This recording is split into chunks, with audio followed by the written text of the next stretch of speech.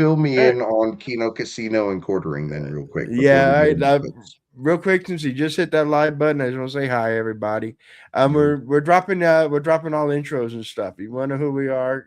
Flip back to the last couple episodes. Totally Yeah, worth your look at the time. description of the fucking channel. Yeah, and yeah, I've been so into. We've been building this thing and doing what we're doing. So I finally I'd seen hints of this. Now the quartering is an anti woke guy. He's been around a bit in our sphere, mostly pop culture, but he also does news and stuff like that.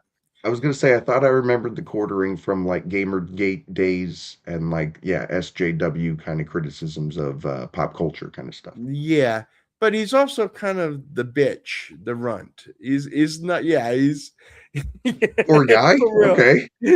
Yeah, well, he's currently the cuck is what they're going after him right now. So anyway, Kino Gotcha. Casino is another channel, and I Yeah. actually don't watch a whole lot of Kino Casino. So if you'd gotten more into them when you were doing research on Nick Fuentes, Yeah, in our just earlier bits. podcast. Yep. Right. But anyway, they make fun of them, and they're just kind of a dumb kick. They look like dumb kick streamers that look like they're just having fun on film or on stream, Right. you Right. know.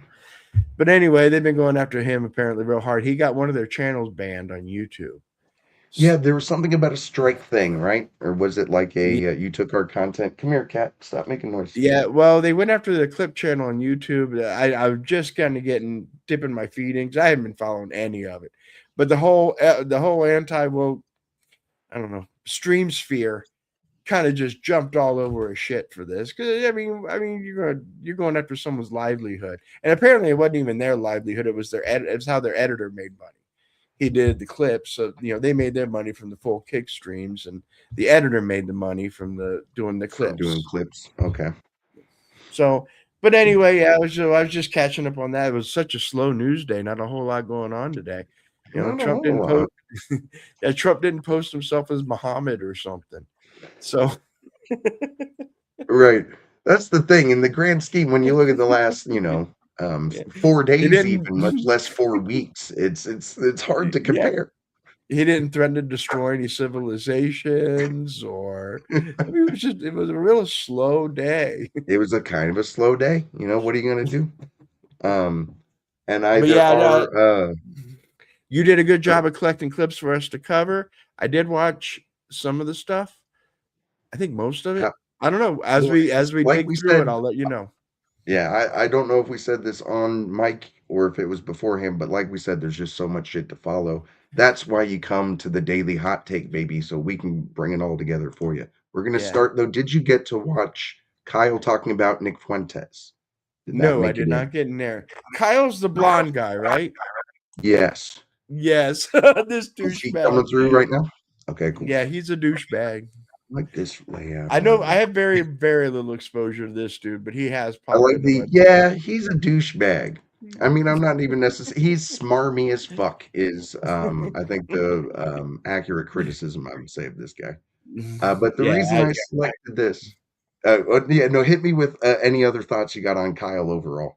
I think the only time I saw him, Asmongold was going after him, and maybe it's because he was going after Asmongold directly. I don't remember exactly. It's been a bit, but he has popped into my bubble a few times. Got you. Yeah, I he know he's definitely. I'm big. trying to. Good. I was gonna say he's big anti-Trump or never Trump, whatever. Hates Trump, blah blah blah. All right, I'm Right. down. He's a lefty is how I would describe him. And it's yeah, big following, 2.23 million. He is also, I believe he's married to Crystal, I think it might be just like Crystal Ball.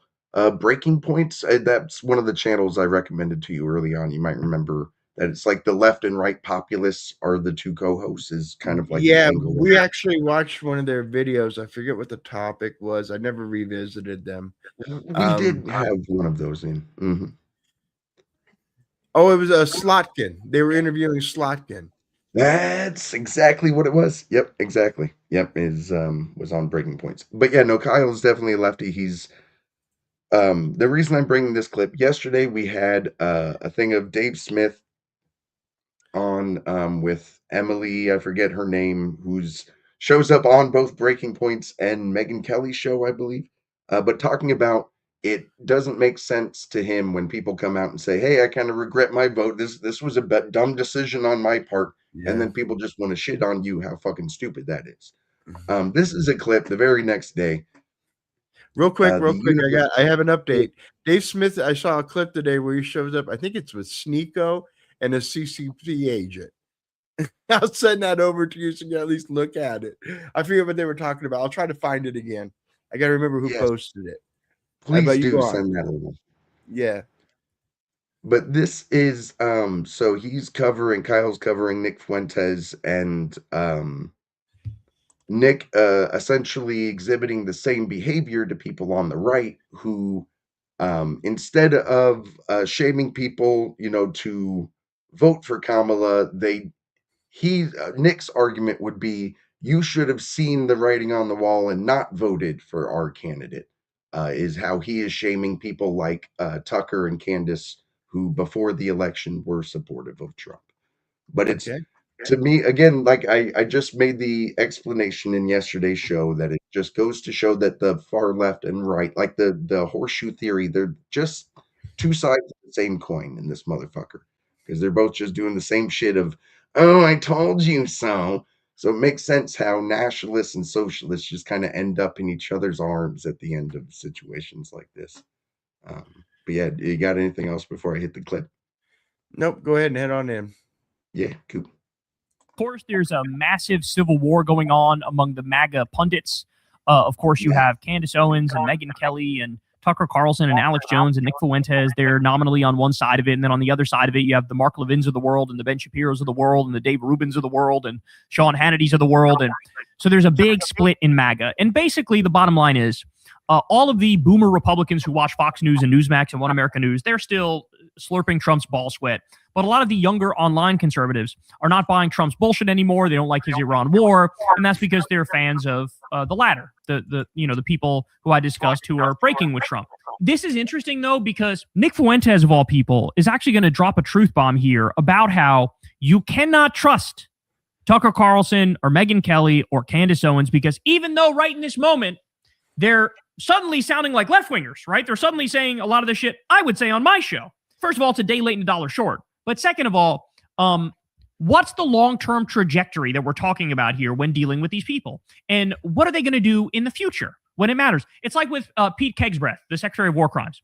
He famously did a podcast with Sean Ryan where he was like, bro, I'm a recovering neocon. I used to think the U.S. military could go and just bomb places and do war and then, make it so that everything is the way we want it. And now I realize that the world doesn't work like that. Well, hold on. He got into politics being a pro.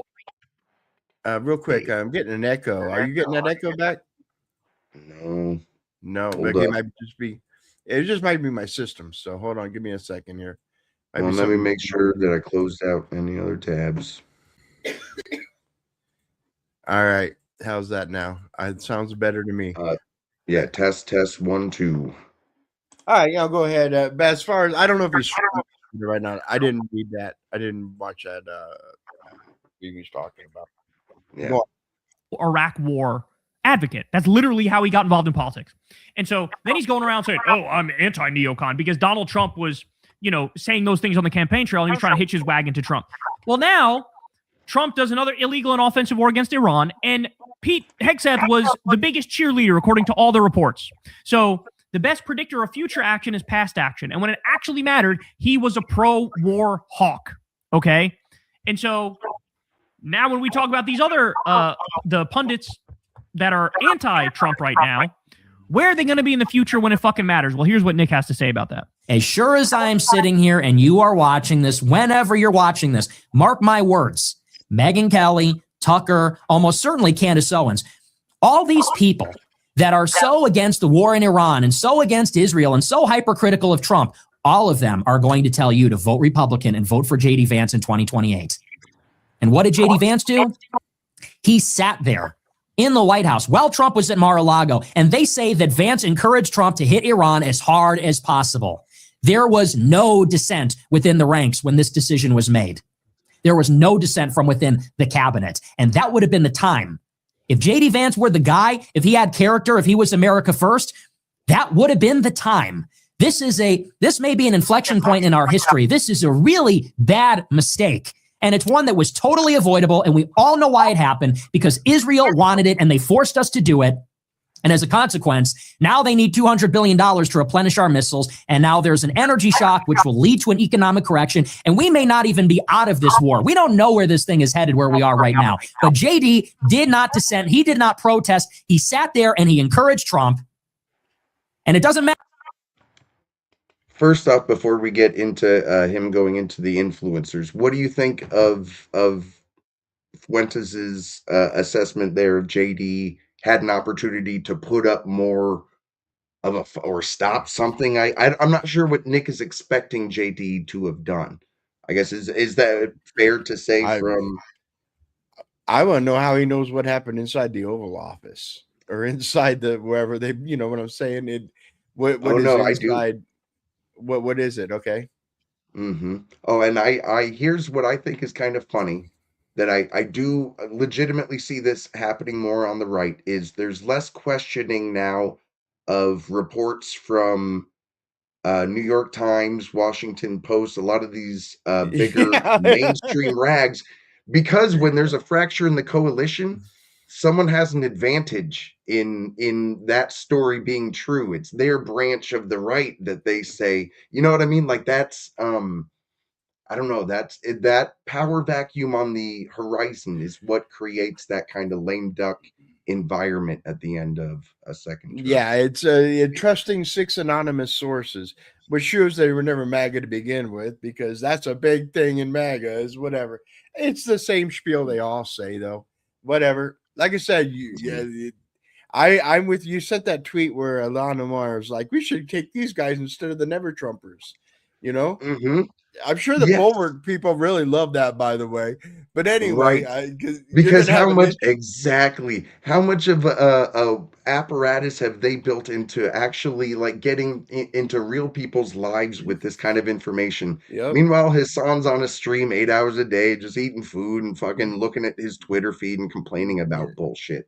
It's it's fascinating. Well, it's what a world. Because you invite, I know you want to create a big tent, but you're inviting in 2 brawlers. I mean, theoretically, unless they are. And I was watching Jeremy D-Day Cobra. He's a smaller channel. He's known as Geeks and Gamers in the culture area.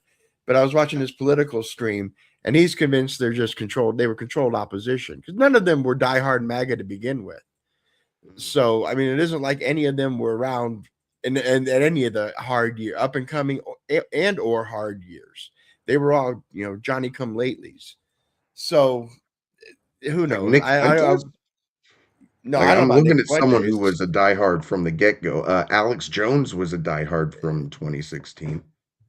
Alex Jones, I'll bring up some evidence where he was not. Not like initially, but he came on board. Absolutely. There's no denying Roger Stone got Alex in line. There's the big InfoWars interview. There's also a lot of beef there too. Where he said, "You guys are doing a great job. We're proud of you." Like I definitely know Alex Jones. He 2016 hopped in the Trump train and stayed in up until this past month or whatever. But see, all this whole class, because let's take Roger Stone. Notice he doesn't have a position in the administration, and he has no contacts close to the administration. Would you consider him part of the MAGA wing, though? No, he's not MAGA. I will say that confidently. Roger Stone is not considered MAGA. He's like Bannon. Bannon's not MAGA, and Bannon's American First. I feel like Bannon has not had Trump's back nearly the way that Roger Stone has. No, I personally do not see it that way. Yeah. I think Roger Stone still defends Trump. I just saw him on Owen Schroyer's show, and he was defending. He may defend him, but he still has, like, for example, Michael Flynn. Michael Flynn's been a bit anti-Trump lately. He's like, Trump's being controlled by the neocons in the administration. Blah blah blah. He's on that. And Roger Stone is thick as thieves with fucking Michael Flynn. That's Michael Flynn's not on the Alex Jones was definitely early on was a convert. So that's one of these people was definitely on board from the get-go, at least. When Q himself tells you that Alex Jones is an op, because that was big in the Q community. Oh, yeah. yeah, I remember Alex being really pissed off because he'd put in all the work to make people doubt all these institutions, and then some up and comer on 4chan is just going to try to come steal his movement. Yeah. Yeah, So exactly. I mean, He sold too many Berkey water filters for it to come to that moment. Okay. this is funny. Yeah, So no, this I'm goes familiar. back a bit.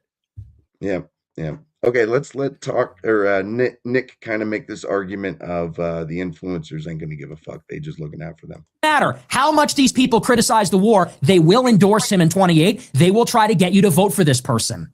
Simultaneously, they are telling you, and they're getting you all ramped up, telling you Trump is evil. Trump is the Antichrist. Netanyahu's evil. Israel brought us to war. This is diabolical. This is pure evil. And then they're going to tell you in 26, you got to vote Republican. And they'll tell you in 28, you got to vote for J.D. Vance. And these are the same people that told you to vote for Trump in 2024, even though we knew then that he would bring us to war in Iran, just like we know now that J.D. Vance will suck if he becomes the president. So no, I'm not listening to them. Thanks, but it's too late. Thank you, Tucker, very much. Thank you, Megan. Thank you, Candace. Thank you, Sneeko. But where were you in 2024 when Trump cut a deal with Miriam Adelson to get $100 million? And in exchange, he promised her regime change in Iran and annexation of the West Bank. You people swept that under the rug and said it wasn't a big deal. They're frauds. They're con men and con women. That's what they are. And the reason why. Any evidence for that? Any evidence for that? Oh, you Any think evidence? Nick, yeah, right. Does he work in evidence? No, not Nick. Vibes. Vibes. All right. Oh, she gave him another 40 million for the midterms today. Oh yeah. Yeah, boom. Yeah, It's it almost must have like been when like you a keep your donors happy. When that's your priority, your donors will give you money then. Yep. Mhm. Let's get Kyle's smarmy ass then to All get right. his commentary, because this Go for it. again, actually I should go back just so we can appreciate in this moment the takes on takes on takes happening here. Me and your bubble are over Kyle's screen, which is over Nick's screen. We are reaching like peak. Yeah. This is what I'm talking. Takes on takes on takes, baby. But yeah, let's give Kyle a chance to respond to Nick's thoughts. Oh, real frauds. quick. They're con men Can you and con close women. that screen and share mine real fast? I have a screen up down there. Oh yeah. Let me, because I just want to counter his argument about the world's markets going crazy, and this is the oil market. Okay. Looks like it's stabilized to me. But how big of was it? Like a month or what? It was right here is the beginning of the war. This was right at the beginning. Right, it was floating at right about. Oh, this is a month. I'm sorry, this is in the last month. Let me bring up the whole last year, or the last week rather. This is the last week. Okay, this is the beginning of the war. No, the beginning of the war was February, wasn't it? The end of February? I think we're up to like months now. Middle of February? February 25th. It had to be right here. So we're floating at $65 a barrel. And then it spiked, all the drama going on. Here's about where that clip we played last night where MAGA was at 100%, was somewhere around here, middle of March. Mm-hmm. And then now it's dropping. So the markets have stabilized. In the last week, they've been they're stabilizing out. There was no activity today. The military turned back a few ships. No drama. All right. But it's stabilizing at a much higher level, right? Like you'd want it to drop down still from where it's at. Sure. Is it too high to be crippling to the United States? No, it's not. Oh, and I didn't $200 oil. Yeah, no, but that's what I'm saying. He did. Yeah. Oh, absolutely. I'm just making that conversation with you. Yeah, no, absolutely. It refutes what he's saying. Yep. Yeah. I go on. Because again, I just had wild guess here. I think he prefers vibes over anything. Like you just showed him a chart with facts, and he's probably not going to be in for that kind of. Yeah. That was kind of. I told you I was on a black pill kind of day. It's just we played a lot in the information space. And it's a lot of information warfare going on left, right, middle, center, up, down, bottom, out. It's just a lot of, and that's what we cover actually.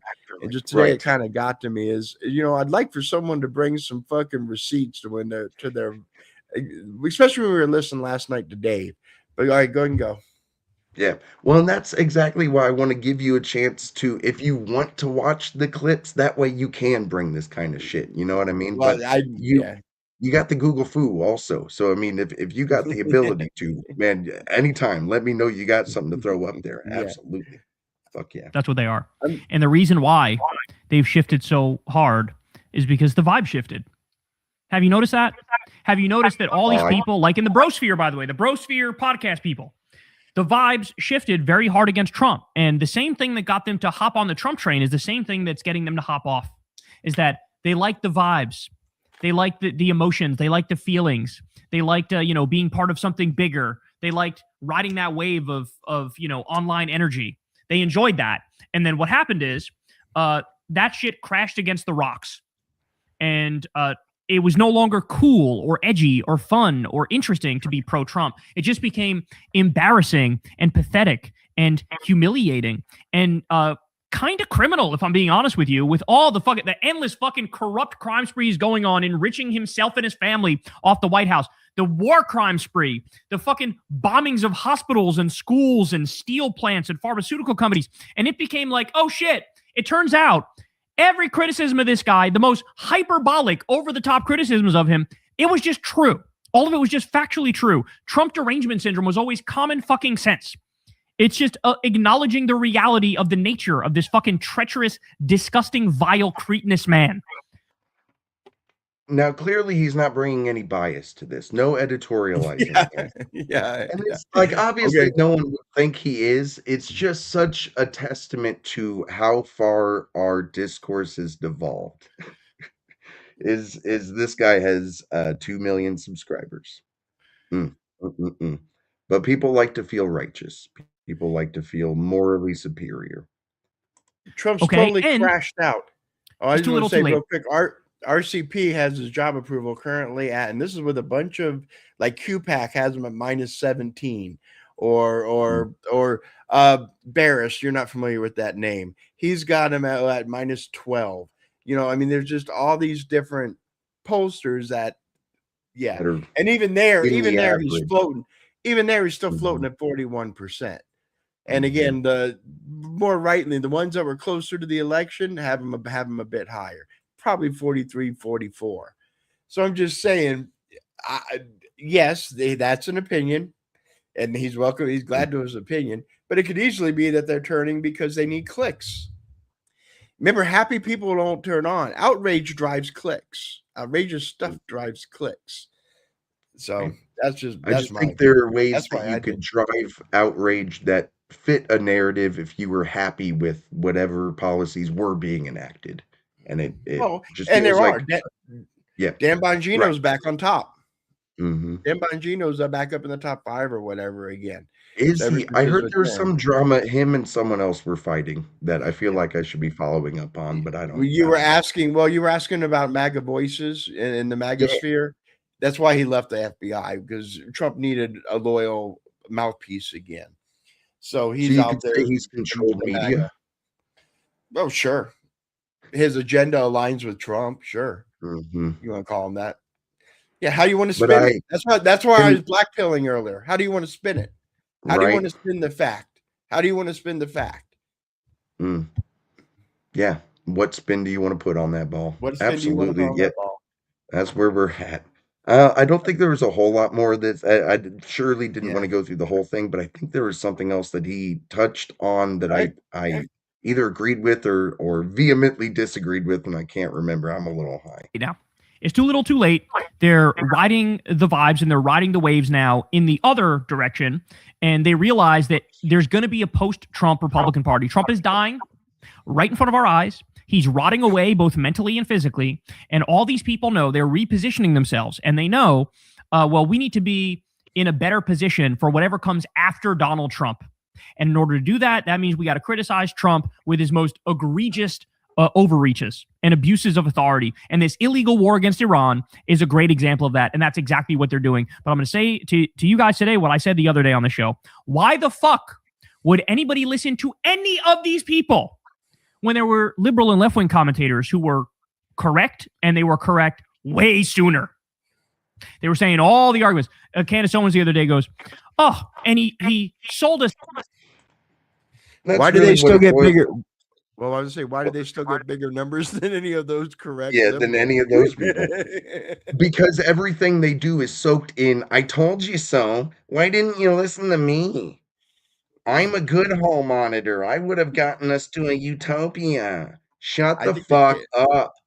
I think Candace is Uh, more entertaining. I think Megan's more entertaining. I think Tucker's more Yep. entertaining. Amen. Hallelujah. Yeah, because no one wants to be fucking talked down to for a whole, or just hear someone talk down to fucking someone the whole fuck. They need some fucking entertainment for fuck's sake. But trying to even remember. Yeah, the whole thing is, listen to me because I was right even Yeah. before Nick Fuentes was. I can shame you even more than he can on you should have listened to me earlier. Like that's How come the Democratic Party isn't picking up better in the polls? You'd figure if MAGA was dead and Trump was dead and all that they'd be able to get their rating back above 24%. because They're people don't lower. trust either party. People hate party politics. I Yeah. think that's what people are blaming is this kind of uniparty thought, right? Like even if I disagree with the what a lot of people prescribe as the cause of that, I cannot deny what people see as the outcomes look very much like it's perception is reality in that sense. Like if nothing's getting done, I understand why people think, do either of these parties care about getting anything fucking done? You know, so it's not like I can hate on that too much. Yeah, I'm just saying Trump's at 40%, let's say. Let's use that the aggregate number, even with all them left-leaning Mhm. polls or whatever. I'm gonna stipulate 40% is correct. It's still better than 24%. That's what I'm saying. I'm not ready to declare him dead yet. I'm interested to see what the midterms are. Historically, Trump should lose, but Trump does have a history of defying history, if you know what I Mhm. mean. Yeah, I think he's better at doing that himself than putting those results up at midterms. But yeah, I mean, we'll just have to see. You I know? would agree with that statistically, but Mhm. there are other factors. But I would agree with that Yeah. statement overall. Mhm. Yeah, I think that's all we had from Kyle. Unless you had any other thoughts overall on what he presented here. Nah, I'm cool. I'm good. I ain't got Yeah. much to say. He sounds Yeah. like a regular, normal. That I mean, I could turn on MSNBC and hear that same thing, just less profanity. Right, but he does legit. He has polish. I'm gonna give this to everyone from the open neo-Nazis to the open communists. If you're making content on the daily, you're putting a whole lot of work into it. So good on you for that, at least. Like Yeah. someone who's trying to do I this now, I'm like, oh I, shit, I was fighting it. he's done I it was for fighting years. to. I was fighting to name the channel Low Effort Takes because me and you, we ain't got the quick ass background. I don't even got a camera yet. I am gonna do something about that though. But you know what I'm saying? You know, everyone else got some kick ass fly setup going on. Look at Ben Shapiro in his penthouse apartment or whatever. Right? Got the whole setup. Yeah, no, that's the thing though. We couldn't call it low effort takes because I'm busting my ass to make this shit show even just show up on the internet. So yeah, That's all right. That's all right. we do I- have here though, we're now touching on Tucker particularly as first where Ben Shapiro is going to draw some criticisms here. So he does, just for context for anyone who hasn't seen this full clip, Ben does have like a good little montage of you did get a chance to watch this, right, Larry? Yes, I watch this one. Okay, cool. Because there's a montage. I usually don't enjoy Ben Shapiro. Like I said, he's kind of irrelevant. I wonder how many hits that video even has. It's probably in the 40K, 50K range. I'm gonna take a look let's real look. quick. What's you have it up. 130,000. Oh wow, he gets pretty all right views. That was equal He's to up that to Dave 7 clip we million watched. subs. Yeah. And Yeah, the that's subs you gotta be careful about because I don't really I mean, yeah, it's big, but it's the views. Who's currently watching them now? the views. A lot of those could And I know he picked a lot of those up during Gamergate when he was one of the big, Dave Rubin and all them guys back in 2015-ish, 14, 15, back when Milo was around, back in that era. Yeah, right. That intellectual dark web kind of, yeah. Yeah, no, for 9 hours in, I think having 140 some thousand. Yeah, that's respectable. That's more than I thought. More credit than I gave him. I definitely I don't know Comment how it section would look like? compare to other videos, but I think it's a subject matter that I'm guessing a lot of people are like, "Oh, I wanna at Well, least check out that take," it's hot takes, baby. That's what I want to say real quick. Scroll through a little bit of the comment section. Yeah, Just absolutely. kind of get it. Top comment, Yeah, Tucker has lost his mind. I think right. Tucker must have had a massive stroke without realizing it. Tucker should just convert at this point. That's a pretty funny comment because when me and my wife were listening to this thing earlier, I made literally the same thing. I was like, man, it sounds like you should just convert, Tucker. It sounds like it's great Yeah, for you. it's so great. Yeah, right. And So actually, Tucker, why has Iran been saying death to America for almost 50 years? See, now you just made me say the D word on stream. I don't know if that's wrong or not, Larry, but we can't make money on this video anymore. what is it? Tucker Carlson News Network was where we should probably show the original tweet real quick, just for anyone who popped in. You That's randomly fair. came into our channel, and trying to find. And the honestly, original. I think he does earlier in the video. If I can find, it's this Oh, one, right? okay, here we go. Wait, Good. I need. Yep. Yeah, once Yeah. it's past the ad. Well, now that we're going professional, we're going to have to Exactly. spring for premium. I'll just go to the right part of the video is all I really need to do. Yeah, that's good yeah, though. The people in charge don't want you to know this, but Muslims love Jesus. Islam reveres him as a major prophet and a messenger of the Lord. Believes he performed miracles. He states he will return to earth to defeat the Antichrist. That's why Donald Trump's painting depicted himself as a son of God, offended the president of Iran. Of all the people offended, that would be the last one I'd be concerned with. Right. It was an attack on his religion as well as Christianity, and then blah blah blah blah blah. All right, that was the main focus of the replies on that were a lot of fun, by the way. All right, go ahead. Oh yeah, you sent me some of those. Yeah, right. Yeah. Was there another? I think there's one more thing that he at least references, and if not, I'll just skip to Oh no, it's the video clips of him. This is what I wanted to say: is he does beforehand play a good compilation of what he would consider Tucker's framing devices around the foreign relations, the diplomatic approach to Israel. To put it lightly, is Tucker heavily alluding to the Jews controlling us all, or is he not? Yeah, It's kind of the debate. Who's they? Who's the people in charge? Who are the people in charge? Yeah, if it's not Trump, if it isn't the administration right now, what is it that you're implying? Yeah, I think it's a very valid point from Ben. And it's very much I think it touches on part of the conversation. We started getting heated at the end of last night about the left-wing anti-Semitism that is very much hooked by the hip to the valid criticisms that the left has had about unilaterally arming this ally across the world. Mm-hmm.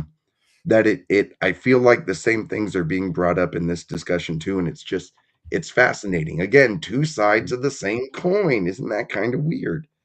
Yeah, did you have anything else before I pop it? Nope. I'll go ahead and roll. Yeah, cool. Tucker, of course, is going further. He's trying to claim that a war against Iran's Sharia law regime, the greatest terror state on planet Earth, is by proxy a war on Jesus and Christianity, which is quite crazy. But listen, I'm not speculating about Tucker's motive. So Tucker has another newsletter today because he got some blowback for his contention that Muslims love Jesus and therefore that President Trump was somehow not on the side of Jesus, but the Iranian mullahs were. So Tucker has a brand new newsletter out today. And here is what his newsletter says. Quote, Islam is the enemy. Are we sure about that? So first of all, President Trump has never said that Islam is the enemy. In fact, no American president has said that Islam is the enemy. In fact, again, many of our allies in the current war against Iran are, in fact, Muslim. The Gulf allies are Muslim. But he's trying to set up a straw man. What he's truly trying to do is say that America is being manipulated into war by a third party. Who could it be? Who could it be? Somebody's trying to manipulate the Christians into fighting with the Muslims. Who could Tucker be talking about? I don't know. It's a gigantic mystery. Quote, yesterday's newsletter pointed out Islam's relationship with Jesus It set off a firestorm largely because most Americans do not realize the overlap between Christianity and the Muslim faith. That is no accident. I mean, some of us have read some books, and it turns out that the overlap between Christianity and the Muslim faith amounted for the first millennium and a half of Islam's existence to basically continuous war between Muslim countries and Christian countries. But he says it's no accident. You are all being deceived by the deceivers. Quote, the forces supporting the Iran war do not want the public to realize that the Quran heralds the Christian savior as a prophet and messenger of the Lord. Again, he's still pushing this, even though it is not the full story, even remotely. This does not mean Christianity and Islam are aligned. They definitely are not. Yeah, to touch on that point real quick, again, how could anyone convince themselves that Tucker isn't working from a place of bad faith here? I'm trying to remember the exact line of this part of the tweet. Well, you remember it's in the Zeitgeist. The Arabs weren't mad until the Crusades. Well, why? You got to remember, not only were the countries that Islam took over, that whole Middle Eastern, Syria, those were not all Christian states. They were all Christian states. Egypt, the Coptics are in Egypt, North Africa, and then when you go over into Syria, Iraq, those were all part of the Byzantine Empire, the Roman Empire, they called themselves. They were all Christian states. If they have such a good vibe with Christ, why did they destroy every Christian state? Yeah, what happened to the buddy shit? What the bromance? You know what I mean? They love Christ. They love Christians. That's why they're second-class citizens and have to pay a tax to exist. Christ and Muhammad are hanging out all the time. Yeah, Tucker clearly doesn't believe this shit, and the ignorance that he's playing on in order to say this shit, it's to clout chase around such a thing is I don't know if you want to say deplorable in the year 2026 and have people laugh at Hillary a decade later, but it's man, if that ain't deplorable on Tucker's part, I don't know what the fuck is. Yeah, it's just even I should have sent you the clip. Maybe I'll pull it up if we have time. And I've got an America, someone who would be in Tucker and them's camp, and this was the final straw for them. Okay. Which is very interesting to see. Again, this Islam thing. This is a conversation that's happening on the undertow right now on the right. They certainly seem very pro-Islamic. Now, I'm not going to do the thing, well, just because you stand up against this war, you're automatically pro-Iran. I think that's as dumb as, again, you can't, I can't do that. I can't do that. Right, and I think there are times where Ben makes that jump in logic as well to kind of straw man a bit, but I think his point is still well made there. There's a little bit more. This is the most I've enjoyed Ben Shapiro since 2015-ish, because I liked him back in the IDW days too, because he was part of that team, but he annoyed me every day since. So this is like the first time I kind of enjoyed him. It's funny. All right. The forces supporting the Iran war do not want the public to realize that the Quran heralds the Christian savior as a prophet and messenger of the Lord. Again, he's still pushing this, even though it is not the full story, even remotely. This does not mean Christianity and Islam are aligned. They definitely are not. But it reveals that the West's understanding of the world's second largest religion is uninformed. What percentage of U.S. educated adults know that Muslims believe in the virgin birth or that the Nazarene healed the blind? The answer is microscopic. Yes, 9/11 happened, but it was not a representation of an entire religion. Well, hold up a second. I'm confused. That last sentence has literally nothing to do with the first several sentences there. Presumably, all of the 9/11 terrorists believed in the Quran. And if the Quran says all of those things, then they presumably believed those same things while they were flying planes into buildings. So I agree that you can't represent an entire religion by terrorist outliers. But again, I'm not interested in analyzing the doctrines of Islam. That has little concern for me. The thing that I care about is the behavior of human beings in the world. But again, Tucker is trying to run an op here. Quote, although Islam denies that Jesus is the Son of God, Americans grasping that the faith's roots are not as far from the Bible as they think will destroy the anti-Muslim propaganda campaign that has consumed our country for decades.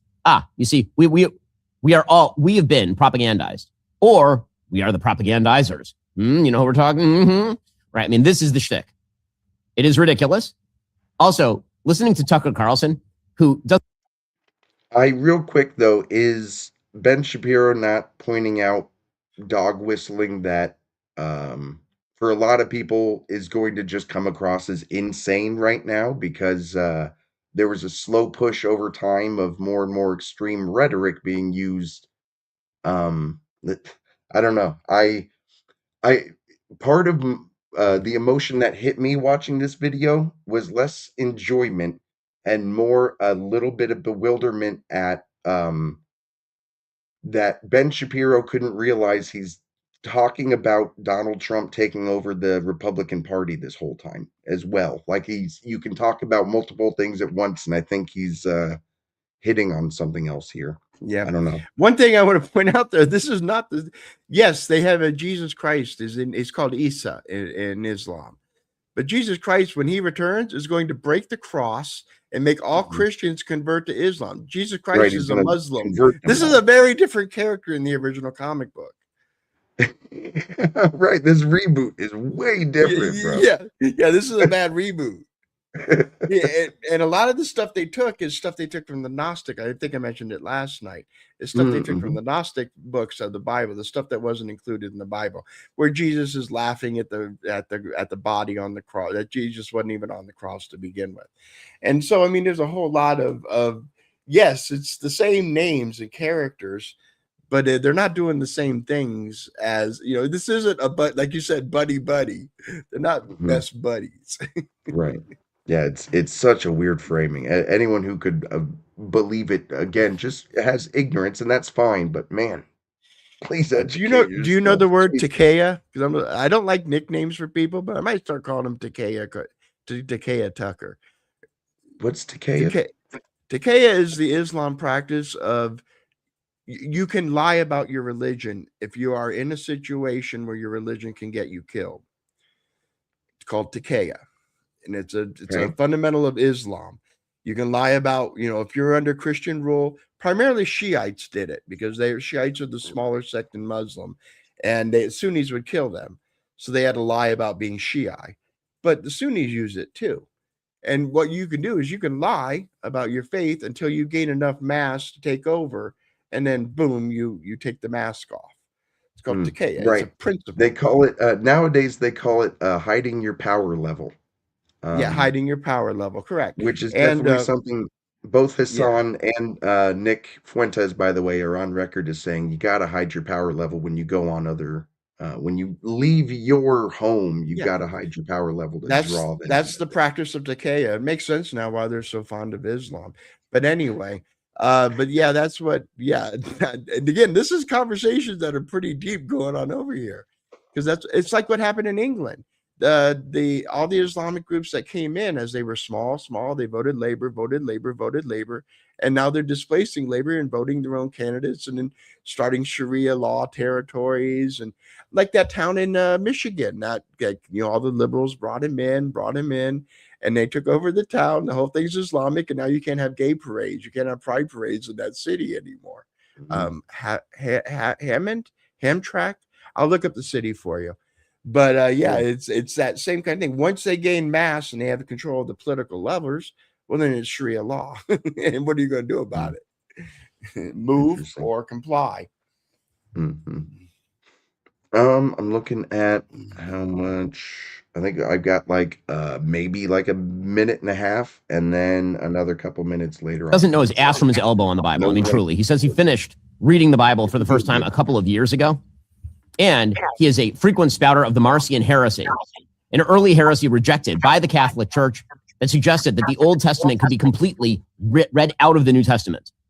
And Tucker, so Tucker is rewriting Christianity so that it is in line with Islam, but not in any way aligned with Judaism, which again is the source of the first half of the book for Christians. In any case, then he gets to his point. Neocons have brainwashed the U.S. public into thinking Middle Eastern terrorists lust for American blood because they are Muslim. But it is not true. They behave because they are evil criminals. Oh, I see. So terrorists do what they do because they're evil criminals, but it has nothing to do with their belief system. Nothing at all. And notice again, Tucker completely obliterates the distinction between Islam as a doctrine and the behavior of a very sizable portion of Muslims across the world, which is pretty radical, which is fairly radical. I mean, these are radical belief systems, and they exist in the world. But Tucker is trying to pretend that actually the only reason that a Muslim would be a terrorist has to do with either blowback at the United States or because they're just violent criminals. You know, they're just kind of like Hannibal Lecter, you know, people who just have a screw loose or something. I think that's such an interesting comparison that he says that he's essentially saying, almost like America deserves 9/11. That blowback is just a natural. And we know this event. is false. There's a Right. book out there called the Al Qaeda Reader where they talk about that they use that as an one for one excuse. like that makes no sense at all. But I just think it's funny that it's what Tucker is doing is essentially exactly what Hassan Piker is trying to defend right now with his America deserved 9/11, because it was actually just blowback for all the. It's not what you being an said, apologist. It's being an Yep. apologist for Islam. Yeah, well, and just being an apologist for his own prejudice, right? Like, why is it that he's supporting Islam in this particular case? Yeah. I think it's more out of blaming the Jews than it is suddenly thinking, oh, Muslims are. Go be a Christian in Palestine or Gaza. I guess it's called Gaza. Go be a Christian in Gaza. Go be a gay person in Gaza. That's one thing I would like to ask about you one time if we go in depth on something. Can you the Red Green Alliance from your perspective, the socialism lefty and the Hassan Piker, the marriage of communism and Islamism, because there's a lot of opposing stuff there. Be transgender in an Islamic state, right? Like what questions do you have? Maybe do you want to? We'll do it another time. We'll do it another time because I can't hang real late tonight. Our third clip we don't like a whole lot. Do you want to put a pin in it? We'll finish Ben and then we'll just talk about that for the last bit. What part of the third clip are we doing? What was the third clip again? It was the whole panel from Come on, you gotta let me please no, we gotta watch it. Yes, I will spare you. Exactly. I will spare you. No, I want to see him I want to see him telling her calm down. Come on, please. That made my day. I was having a shitty day until I saw that. Yes, but that will be at the very end. Then our moment of Zen, we'll call it. We'll steal from Jon Stewart a bit. Let's let them finish. Then if you're doing that, go ahead and let him finish, and I'm gonna look up what I wanted to show you. Yeah, so you go ahead. For sure. Yeah, and then I'll got something else to pop up. Yep, yeah, grab it for sure. Which ignores, pretty much every fact on the ground. Who are the truly evil people according to Tucker Carlson? Wait for it. You're not going to believe it. Quote, anyone seeking destruction can use any of the major religions to justify their violence. Benjamin Netanyahu proves it every time he invokes Amalek to excuse his mass killings of innocents. Okay. Again, likening terrorist groups to Benjamin Netanyahu. Okay. And there are plenty of people who would say Benjamin Netanyahu himself should likely be tried for war crimes, right? The ICC or whatever. So I regardless though, that is, I think, it's a fair framing on Ben's part that it is a clear likening of the two, which I think for the average voter is going to be like, that seems a bit too far. I don't know. It just seems like the average voter would be like, I'm gonna be honest. Right. I think for the vast majority, if I had to put a percentage on it, say 80% of voters, this is noise. Again, I really don't. I think this is a very online argument. Like, I mean, if I'm going to hear people bitch, when I run into people in my life who bitch about Trump, it's going to be high gas or high prices or some policy, some domestic policy they don't like. I think in the day-to-day, I would, if anything, it might become relevant in like September, October leading up to the midterms when there's a whole lot of media blitz using these kind of things. Yep. And a lot of that's going to be determined by how it ends. See, again, we're in the middle of the process. What if it goes quiet like Venezuela did? Remember all the shit going down for that 2 weeks during Venezuela, and now it's an afterthought. I did hear something about we might be launching something in Cuba, possibly, but I don't know. They've drawn up the plans and given it to them. Have they? I don't. Yeah, I just think they're going to get starved out though. Right now, we're trying to, because once we wrap this up, and if Trump is successful in gaining ownership or at least control of the Hormuz Strait, We now control all of China's waterways. They have no way to get anything to Cuba. It starves. It dies on the vine. Because we control. We now control Panama. What you want to do is starve a civilization. Ugh.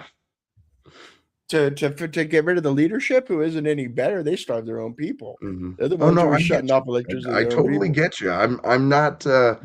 All I'm saying is, come election time, taking the stances that like a Hassan or a Tucker is taking, I think it's going to be. It's so hard to say though. Like you said, that's months away from even midterms, much less 2018 or 2028. If he wants, there's too many Qatari jets in Trump's history. Too many things. There's too many things that. Oh my God, he got rid of all the inspector generals. Remember the outrage over that? That was week one stuff. Right.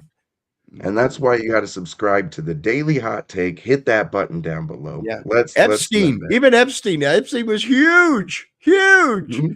Melania Trump made it pop back up on the radar, the Google search meter, for about a day. And now it's right back down to dead again. Well, because I'm pretty sure because the Iran war was a distraction from Epstein, and then they used Melania to distract from the Iran war, and I think they're gone back to the Iran war to distract from Melania, distracting from the Iran war, distracting from the Epstein files. Yes, I think that was accurate. I think that's probably how it went down. All right, I think I had like 1 or 2 minutes at this spot, and I don't know if the last.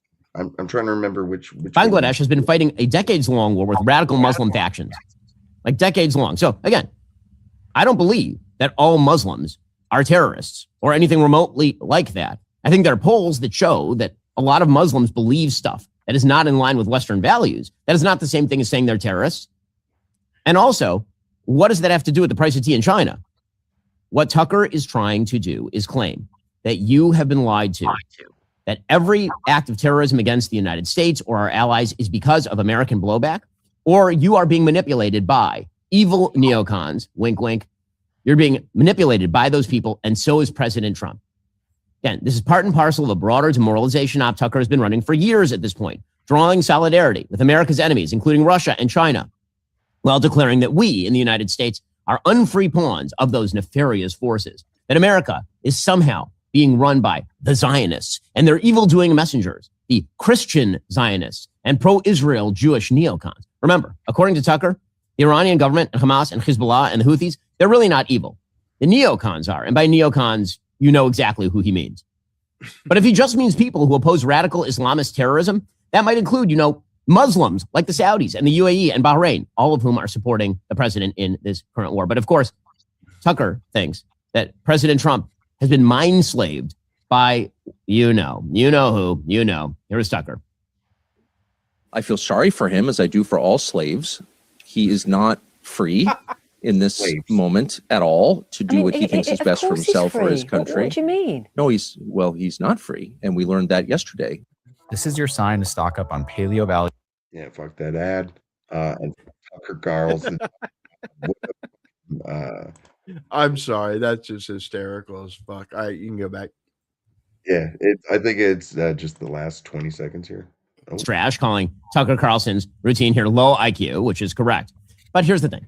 This kind of crap has consequences, not just for the war in Iran and the undermining of American morale and the lies being told, but for American life more broadly. Already coming up, we'll get into.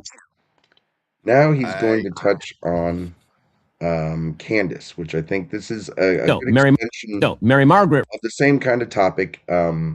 This, I think, has stunning parallels, again, for someone who's listened to a lot of Knowledge Fight, to the story arc of Alex Jones, the Candace Owens story arc, I should specify there. Yeah, I don't know very much about that. I'll admit I know very little about that. I think this, at least in particular, is a really fascinating comparison to draw here. But I will let him just kind of set up. There's 2 parts of this clip. The first bit is a bit longer, but I think I paused. Reported via Daily Wire, quote, regarding the threats to Erica Kirk that prevented her from attending today's event with Vice President. Yeah, I should also mention this is part of it is where part of the discussion is also the TPUSA event where Erica Kirk had to back out because of security. In advance, a TPUSA official tells me that their security had been monitoring the situation in the days leading up to today's event. People were doxing her travel location and trying to track her arrival and departure, I'm told. And there were multiple direct threats against Erica specifically. This ultimately led to her securities assessment. They couldn't guarantee her safety. Apparently, one of the officials said the event venue itself was fine, which is why the VP was there. But it was the travel portion that was of chief concern. Her children are one parent away from being orphaned, so he takes securities assessments and advice seriously. Okay, now, let's be very clear. Who do you think is monitoring Erica's travel? Who do you think is doing that? Do we have any clues? Do we have any clues? Well, I mean, Candace Owens has been saying that her followers are supposed to follow Erica and give tabs on. I wonder, where could this have come from? Here was Candace not all that long ago. It seems like they were all working to smother Charlie and make sure he was closely watched and handled. Yeah, she does. And I find it to be very weird and very creepy. Mikey McCoy, I don't know if he has a place in there, him and Elizabeth, but they are there all the time because I have sources that live in the building, obviously. Again, APB, Stacey Sheridan on that day. I know I have contacts that are live in that same building. If you guys remember seeing Stacey Sheridan, that would be great. Still can't get an Erica sighting because we're everywhere and we're watching and we're listening. Okay, then, of course, Candace came out and immediately claimed that actually there were no security threats. Quote, this is PR horse bleep, obviously. What do we think is the real reason she pulled out? Hey, so JD Vance correctly points out. Before he gets into JD's response, so everything that Candace Owens is doing there is strikingly similar to how Alex Jones treated the parents of Sandy Hook victims. Just asking questions preface in order to justify essentially telling his supporters where they could harass people without directly telling them to harass people. But the reason Alex Jones was able to be sued for defamation is because he called them crisis actors. And with Erica Kirk as a public figure, it's going to be much harder to prove defamation against her, unlike the parents of victims kind of a thing. But it's the parallel there. I just think it's so fascinating because she's using the same asking questions playbook of insisting on evidence that will, in most chances, never be provable. I'm not going to comment too much on the danger aspect. I don't know how much of that is drama even. Because a lot of these podcasters love to drape themselves in drama. They remind me of those old MGM stars of the 50s. Yeah. You know what I'm saying? It's just so over the top. So I don't want to go too much into there, but it does target them. We're just asking questions. No, you're making accusations. It's the whole Dave Smith. I'm just a comedian. I don't have to bring receipts or facts or evidence. I'm just talking out my ass here. But he's talking out his ass with authority. You know what I'm saying? Yes. And when people who say, "Hey, I'm kind of an expert on that in that field," come to you, that is to you evidence that they're in on it or whatever the fuck. Like, it's, I don't know. Once they're credentialed, then you can't listen to them. Mm-hmm. And it's it goes to Ben's point of and your point yesterday. Be careful who you invite into your coalition. Yeah, into your house. Be careful who you invite into your house. Absolutely. And remember that vampires have to be invited in. But here's JD's exactly. No, it's perfect. Legit. They have to be. If you think these people are out for you, you may be able to use them, like that one organizer we listened to yesterday. But be careful. They might use you. Right, absolutely. You better have a stronger argument and a better playbook than them. Like, that's my thing, is just don't go in unprepared. But you have to go in. There's no backing away from it. Like, that's the problem that liberals have had, is just being like, well, I can shame you into thinking like me and just avoid ever being in conversations with people who don't.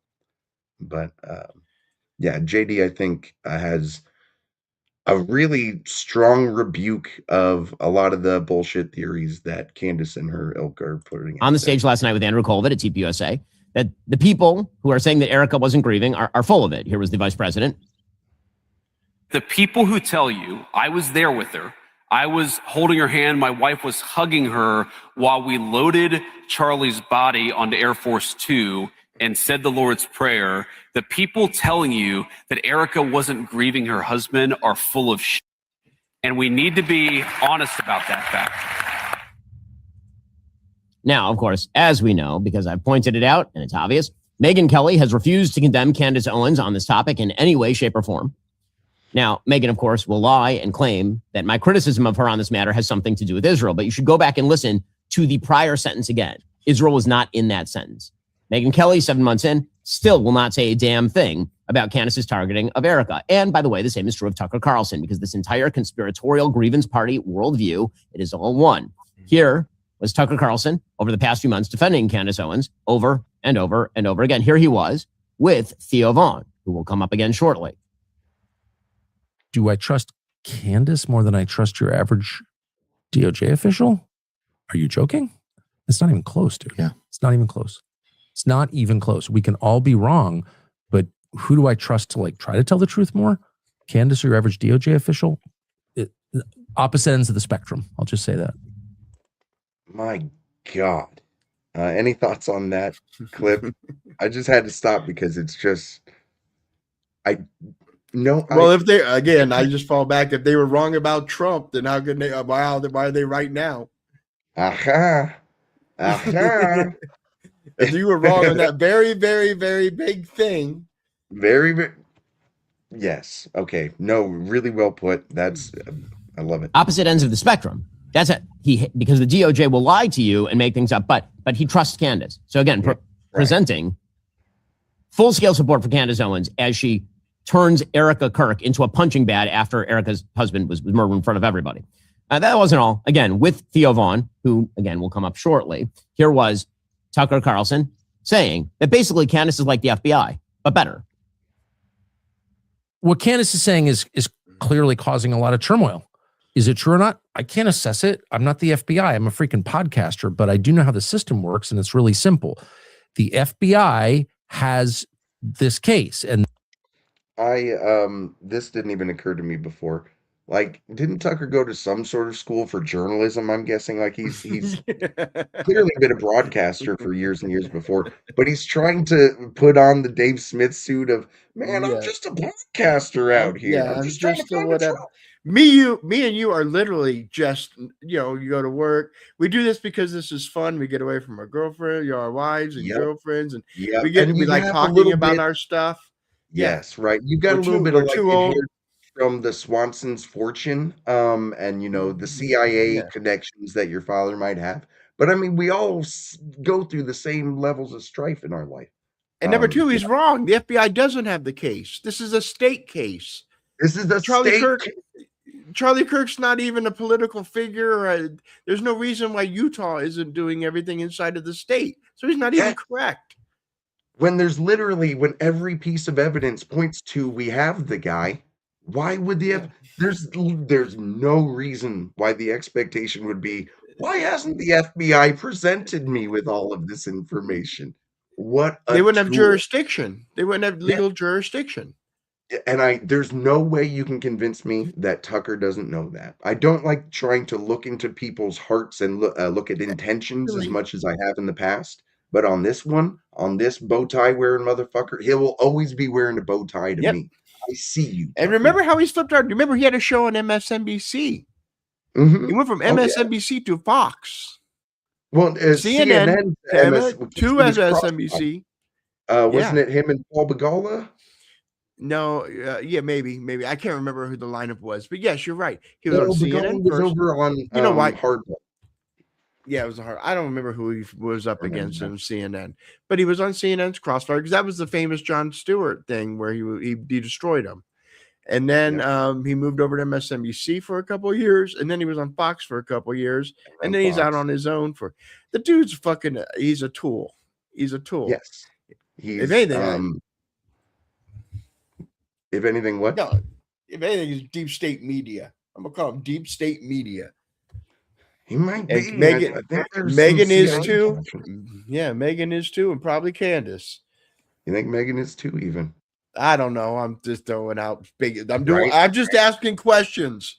I'm just asking asking questions. Here's all I know is there have been a lot of reports, smart people are saying it, like the best people, that Qatari agents maybe are Yeah. paying for certain messages to be Yeah. put out I'm there asking onto the the right question. next. I'm just asking, I would like to know the truth. Why hasn't Tucker put out his full tax returns? I'm just asking questions. If it were easy, if it's no big deal, he should be able to just put it out there.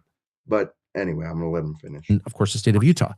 It's their job to not only find out what happened, present it to the public in a way that restores some confidence that so you can like bullshit. have justice in this country. We have functioning law enforcement. I don't have confidence in that because there's a lot of evidence that we don't have that. So restore confidence by being honest and telling a story that makes sense. So why, and if they don't do that, and they haven't done that, they have not done that, how can you be mad at Candace Owens or anyone else for filling a vacuum that they left? Yeah. Well, Candace is okay.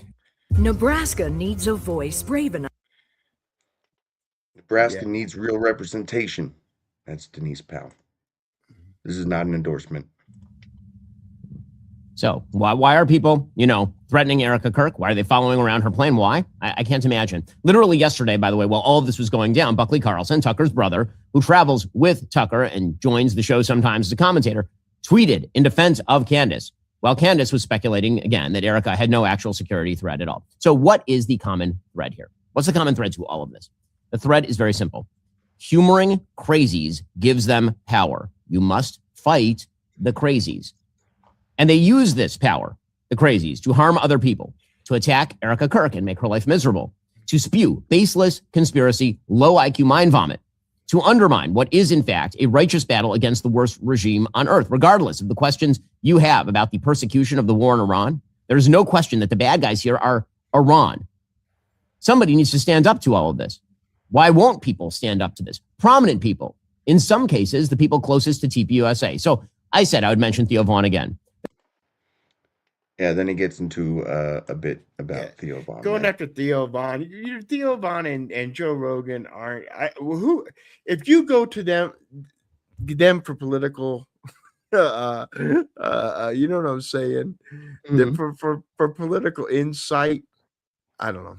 I don't want to insult nobody. Oh, I would definitely advise against it, but it still happens, Oh, I'm sure, but don't.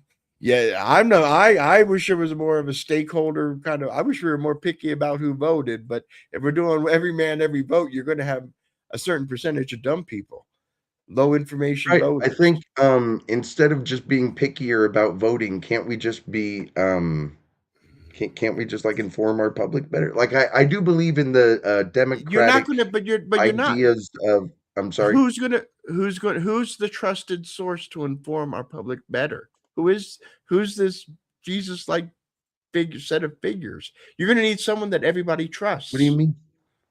How are you going to inform the public better? How are you going to incorporate that? You said the solution is. I don't know what the question is. I'm sorry. For voting, to handle that we have dummies voting. That we have dummies voting. So you're saying and then repeat the question again? I'm sorry. I'm on new meds. I swear. I'll catch up. No, you're all right. You're right. And my comment was, I think we should have a more a restrictive voting. But since we're going one man, one vote, then if they listen to Theo Vaughn and get their information, and that's just what we got. We do. I don't know why though. The problem with the one man, one vote philosophy is, why do you want idiots making decisions? Yes, they have this right, and we won't get into rights where they come from, because another thing, that's a whole nother thing. But if they have the right to vote, but I mean, if they're gonna fuck your shit, if you own a company, you wouldn't let dipshits fuck up your company. Do you have a way to kick out people who are fucking up your company? Way to expel them from the board? That's the thing.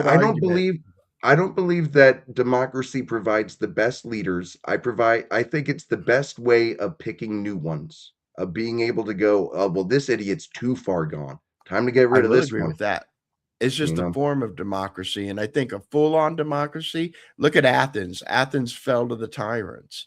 and there was Right. no other full-on And we have a democracy. republic. Yeah, and that's exactly. It's I think there is something to be said for having um a group of people that does shepherd that decision making rather than putting it in like a politburo, like a small group or one individual. Like either one of those are terrible Yeah, ideas. but no one worries about that. It's all But the- about ballots, collecting ballots, ballot harvesting, pulling the right, getting your low income vote, or you're targeting your voter, and he's just going to vote Democrat because he's voted Democrat 3 or 4 times. In other words, there is no high-minded. No one pretends there's any high-minded ideals to getting out the votes. It's by by hook or by crook, just get the votes.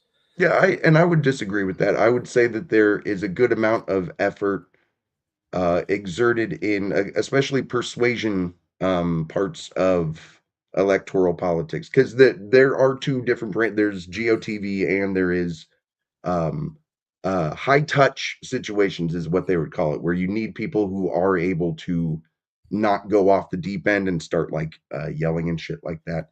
It's necessary to have. I'm sorry, I'm forgetting the question again, and I'm just going off on a tangent, I think. No, you're all right. Go ahead and continue, though. I Oh, don't is he about remember what done? I was saying. Yes. I don't know. We kind Yeah, I of we think didn't he really is about resolve done. anything there. We were just talking about. I believe in a more. I wish we were a little more restrictive in our voting, and I think you have a more view of. And the more voters, the better.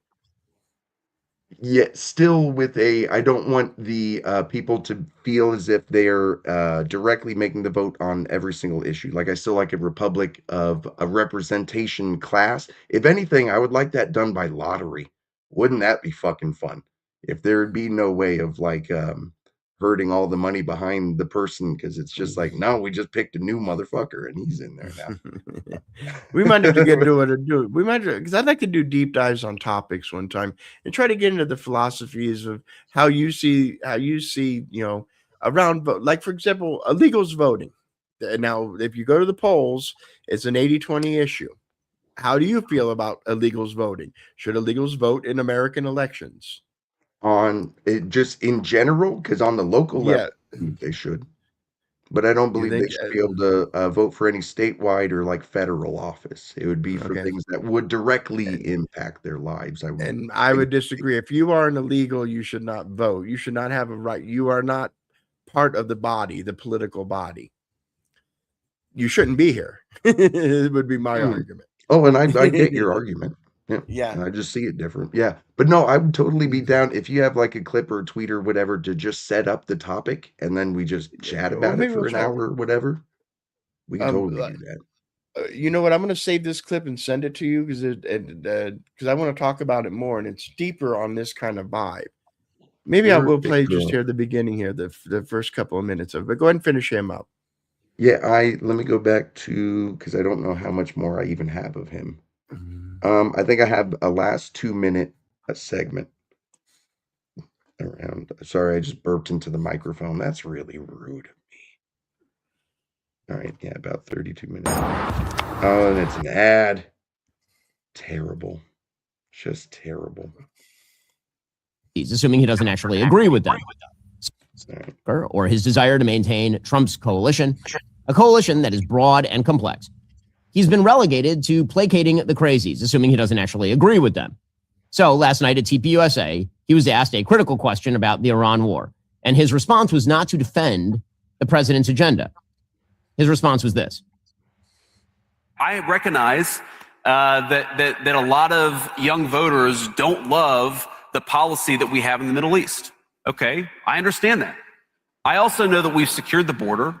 We've lowered housing prices now for 8 months in a row, and there's going to be more to come beyond that. We've made America energy dominant, which has lowered electricity costs and things like that. We've made it so that we have the lowest murder rate in 127 years. I'm not saying you have to agree with me on every issue. I'm not saying you have to agree with me on every issue. What I'm saying is don't get disengaged because you disagree with the administration on one topic. Get more involved. Make your voice heard even more. That's how we ultimately take the country back. Back from whom? So you disagree on Iran with the administration. That's when you have to sound off and take the country back. Back from whom?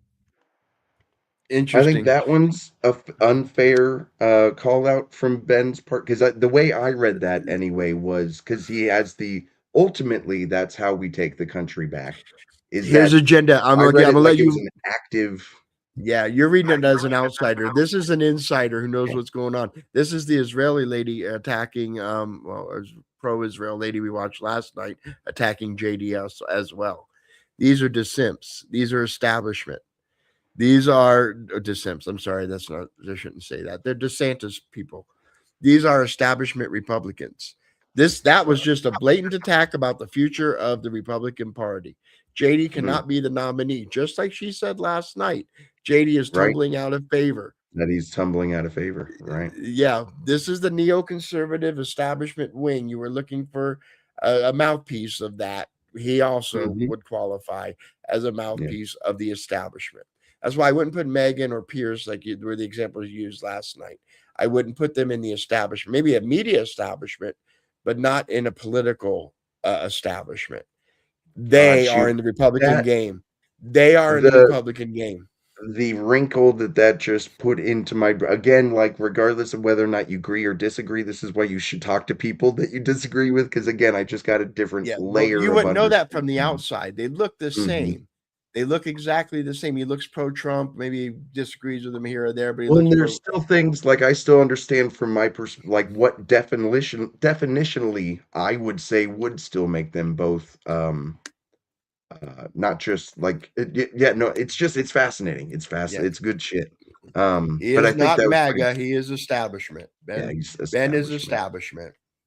All Mark right, Levin is establishment. That's why that drives him nuts. He's establishment. He's Fox, basically.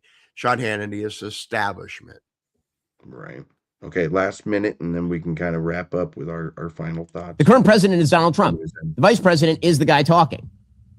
If we're taking the country back from someone else, then what are we talking about? So here's the bottom line.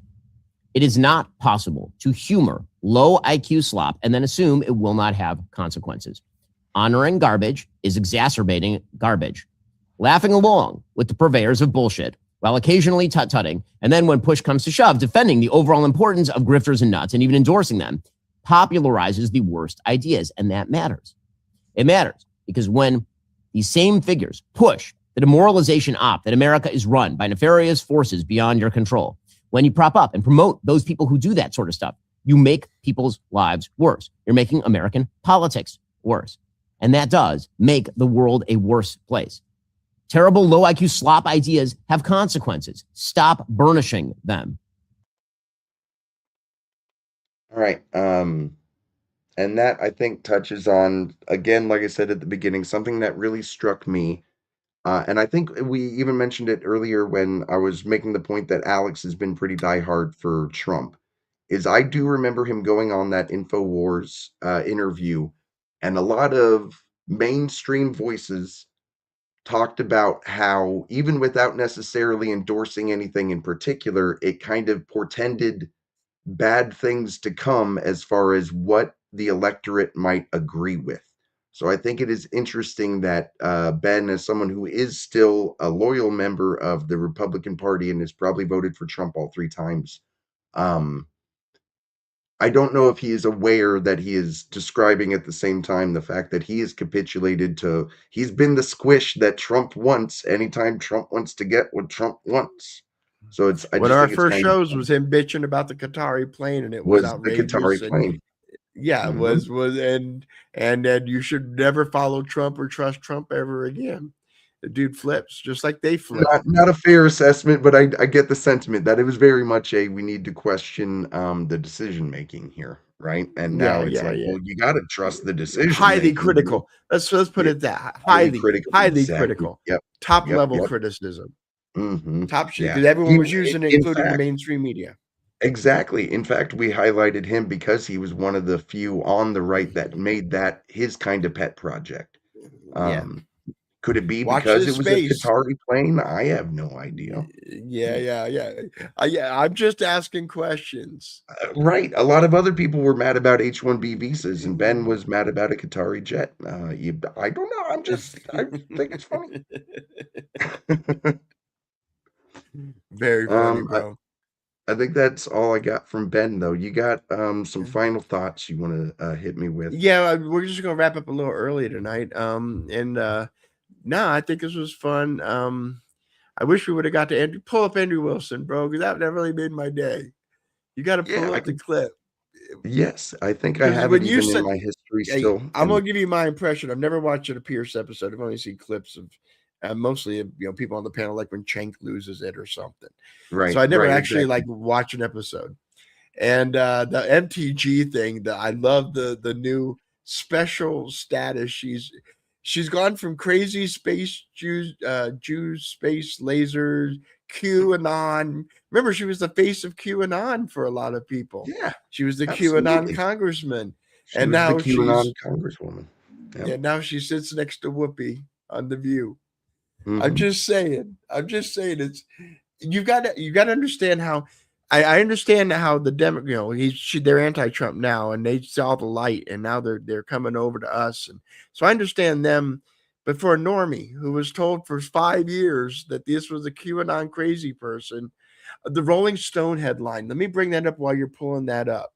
I've got to bring up the Rolling Stone headline. You've got to see this. Let me get the captions up so I can find the "Be Quiet, Lady," or "Calm Down," whatever it was.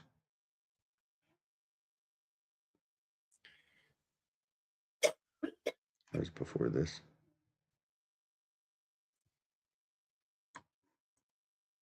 All right, can you hear me? Hello. Yep. Nope. You're good. You're good. I'm listening. I'm just concentrating Yeah, because I don't pulling it, so- multitask very well. Yeah, tell me about it, man. All right, I'm just gonna play it from here because I think we're near where he asked this nice woman to calm down. Interest. With regard to the Christian blasphemy thing that you said, you're misrepresenting. Okay, I missed about 4 rounds here. So the first to do so. When it comes to the Epstein files, they lie about this too. There's tons of redactions that are put in and lawyers who restrain this on behalf of the victims. That's been going on for years. Under Trump, he's the only one who's ever released anything on the Epstein files. Where was Joe asking for Biden to release a damn thing on the Epstein files? Nowhere. She did one tweet of that. How is that a win? Well, it wouldn't be, but in state media, they. I mean, I love that. There's no reason to panic. There's no reason to panic. There is a reason to panic. There is a reason to panic. Yep. Okay. Yeah. No. This is perfect. This is where it is. Coffins at this point, but that's okay. Don't worry about the 13 people, the 13 heroes that we sent back in coffins. Was Trump over there killing too many pedophiles for you? Is it upsetting that he killed the Ayatollah Khomeini, who married a 15-year-old? You want to talk about Trump and pedophiles? Amazing job laying the bait to completely divert from, isn't it? She should have called him out. She should have called him out for what do you call it? Where you? But emotion. That's what Trump does. It's exactly what Trump does. He gets you so discombobulated you can't think. You just react emotionally and you look like an idiot. It's harder when you're on the spot, especially if you're in front of the Piers Morgan has however many millions of followers. I'm trying to get better at having people's numbers at the top of my head, even though I'm sure it's all bots. Followers, don't worry about followers. Worry about views. And his was comparable to Dave Smith. Right. His was comparable to Dave Smith and VDH and all those guys. But I recognized immediately. I was like, homeboy really pivoted from "it's not that big of a deal, don't panic" to but the Ayatollah touched kids. Like, what the fuck? What kind of? But no, she took the bait. As long as it works rhetorically, then it doesn't matter. That's what it's going to look like for the people. Yeah, again, we're not really kind of doing the argument between them. I just want to see that one. I think it's still coming up, right? I think it we'll let it kind of devolve into that, and then we'll say some goodbyes. I don't really think you want to talk about Trump and I want to get into That's the door you want to open. Let's get into exactly. I do. Yes. Let's. You want to get into. You want to get into Epstein? Trump's outrage about. Hang on. You Did guys you hear are Marjorie constantly Taylor saying. Greene? Look. You guys are constantly saying that Trump is covering for pedophiles. He's killing them, overwhelmingly killing them. Scribe makes step-by-step guides for any.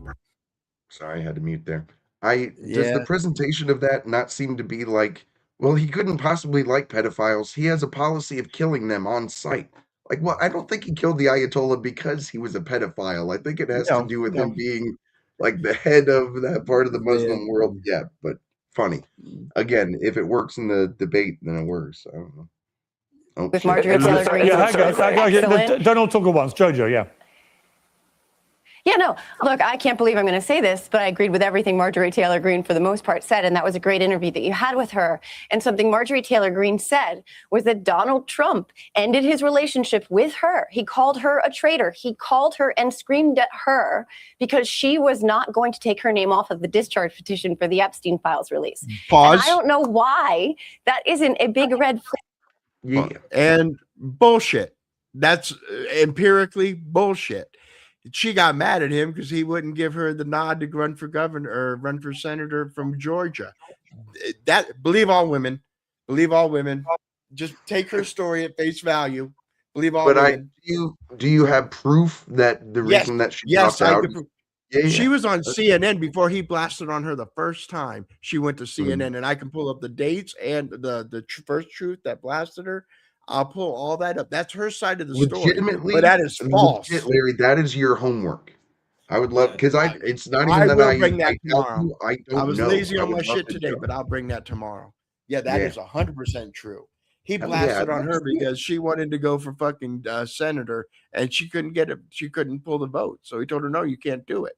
That's where she turned, and then went on CNN the very first time, and then from there on, she was okay. If it was about Epstein, you know who else who went against him on Epstein? Boebert and Mace. Both of those are crazy ass chicks too. Yeah, they also went after him.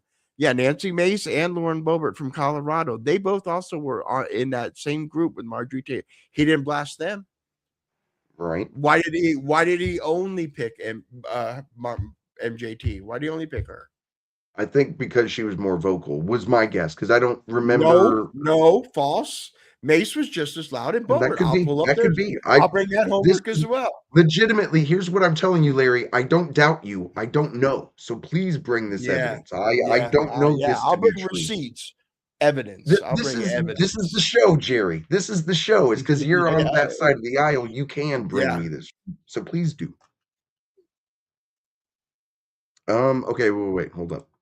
Yeah, you're good. Flag for you. He said to her, "You can't do this or it will hurt my friends." Now, if you don't want to have a conversation about Donald Trump and Epstein, then you're really just taking what Marjorie Taylor Greene just said and calling her, I guess you're calling her a liar. Because why would Donald Trump go to such great lengths? Why would he end his relationship, his friendship with one of his original and most ardent supporters over releasing the Epstein files? She didn't show up until 2020. Yeah, she's not even get into Congress until 2020. She's not even around. She's some online person who decided to run. Yeah. QAnon and the pandemic are what made MTG a thing. Yeah, exactly. Thank you very much. And crazy lady.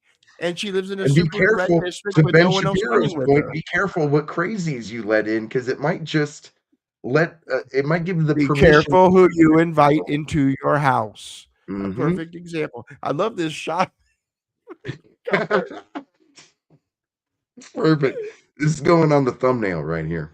There was nothing in the Epstein files that he needed to worry about. And by the way, we just saw the case with the Wall Street Journal and defamation that Donald Trump had alleged had happened in releasing that card, the birthday card to Jeffrey Epstein, that the court threw that out. So if you want to open that door for a conversation about pedophiles and Donald Trump, I'm happy to go there. I mean, I'm not happy to go there because it's well, I'll tell you what, Andrew, the question I would ask you is, the Donald Trump, the candidate in 2024, was very clear. I will be totally transparent about the Epstein files. We're going to release everything. Secondly, we're not going to engage in pointless foreign wars, particularly in the Middle East. It was brought up twice. He was asked about it. He said, sure, but I'm going to release those. I'm going to release all of them, JFK and all of them. Twice. Brought up an interview. Never once brought up on a campaign rally. Never once brought up in any, just twice in interviews. This was not a pot. There were no signs in the crowd saying, give us the Epstein files. There was no MAGA crying for that at each rally. He never promised. When he's screaming, I'll be your retribution, or I'm going to bomb the fuck out of Iran, he was not also saying, I'll give you everything you want on the Epstein files. It's a false statement. He didn't run on that. Would you feel like his campaign surrogates did? Oh, Cash and them were all knee deep in him. Yes, they were all knee deep in him. So, And but that doesn't. even his VP.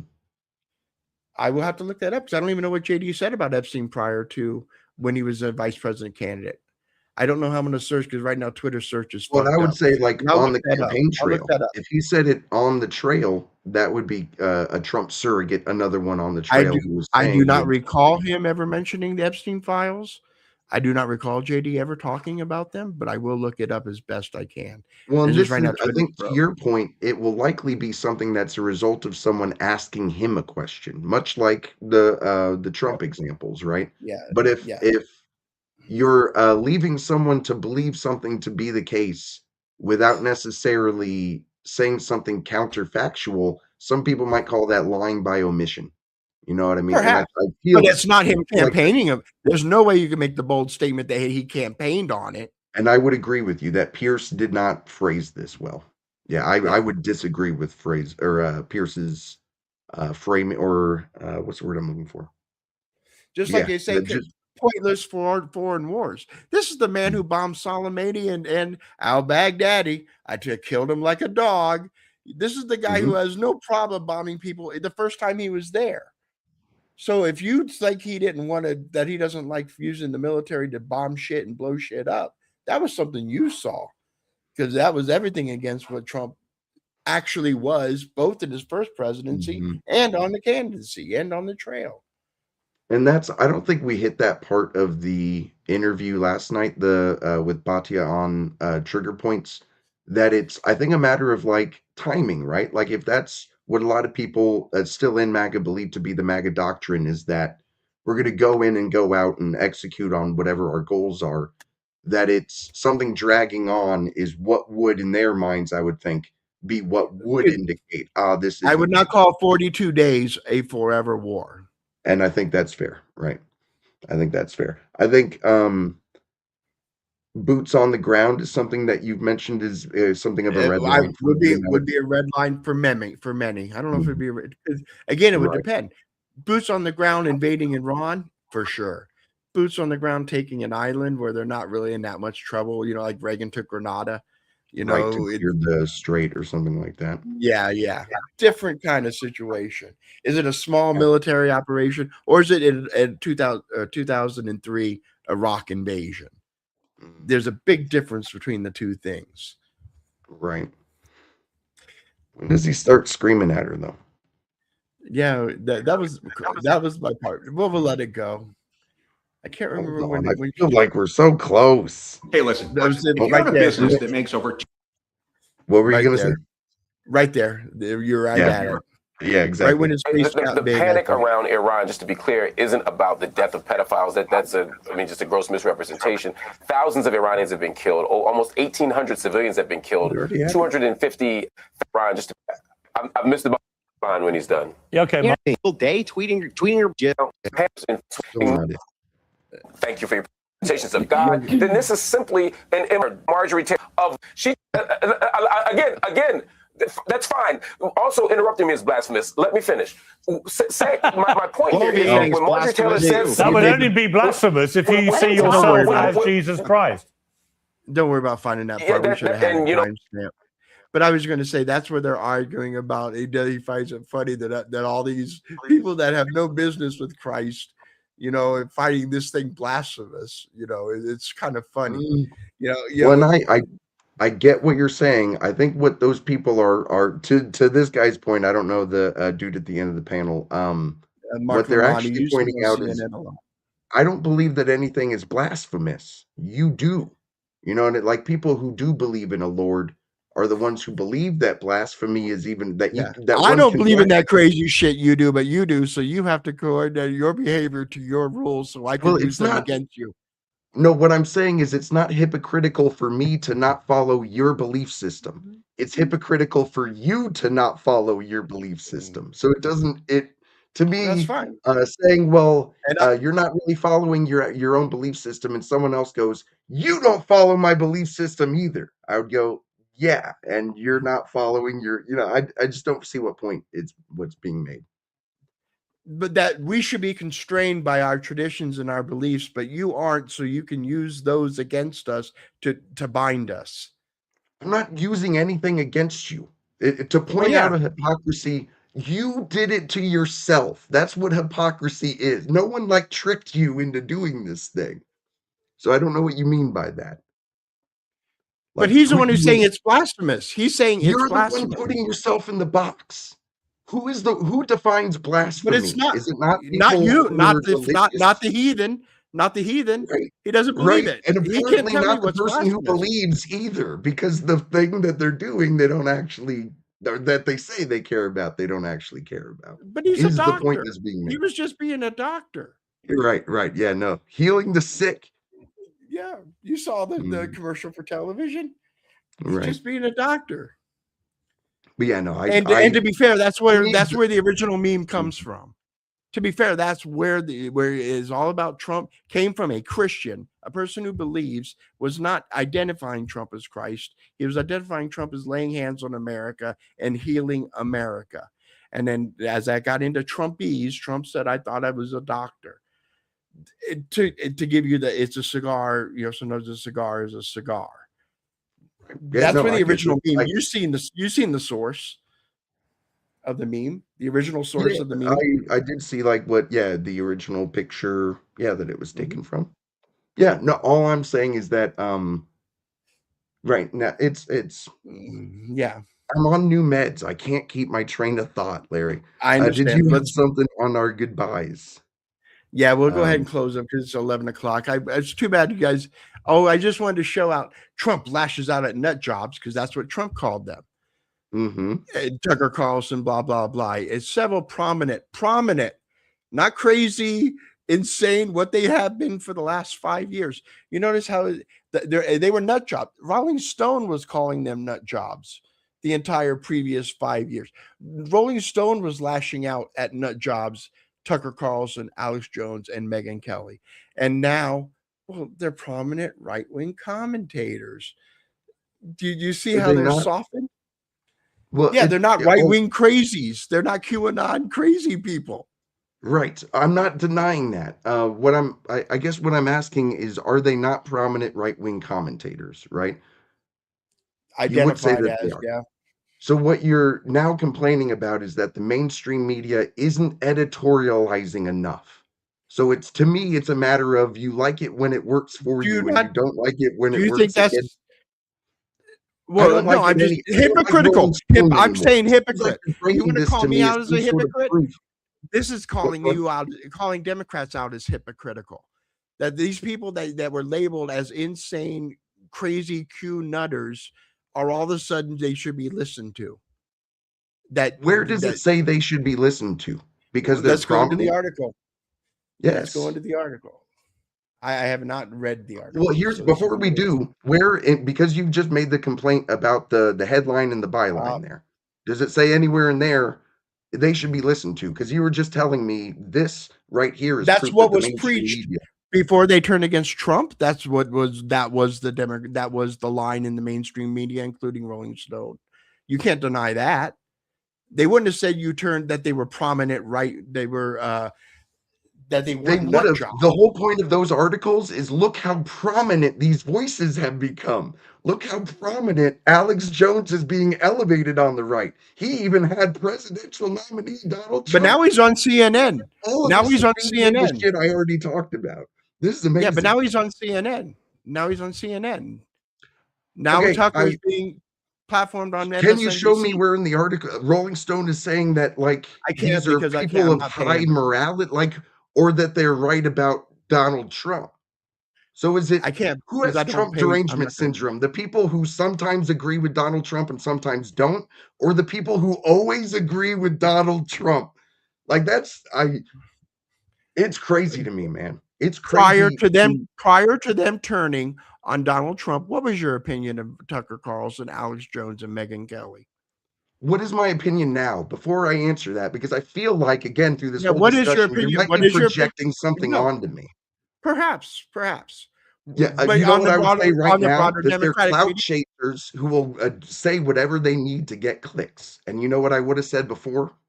clout chasers who will say whatever they need. What about the media? How did the media portray Megyn Kelly, Alex Jones, and Tucker Carlson prior to them turning? How would you say the media portrayed them? Do you think as Megyn Kelly, they wouldn't have portrayed as a nut job? Alex Jones, yes. You know, like yesterday we talked about how these are Tucker? very different parts. Tucker, they would have it would have transitioned. Once he became Fox host is when they would have said, "Oh, he's gone too far. He's a white nationalist now." So that's when that switch would have happened, if that's the point you're looking to make. Then yeah, we see the evolution of the treatment of these figures differently. Could we go into the article where they like treat them really well? I can't because I have to subscribe and I'm not giving Rolling Stone any money. Yeah, paywall, okay. And I'm not pulling up the archive. Yeah, we're not. Yeah, we've already gone too long. Again, we're gonna make these 40 minutes at some point. I swear to you. Yeah, hey, we're down to an hour and a half tonight. We went like 2 something last night. So we lopped an hour off, man. We're doing good. Yeah. Okay. Yeah, unless you got anything else, we'll be back tomorrow with following up on all this shit. But good night. All right. Take it easy, y'all. We'll see you tomorrow.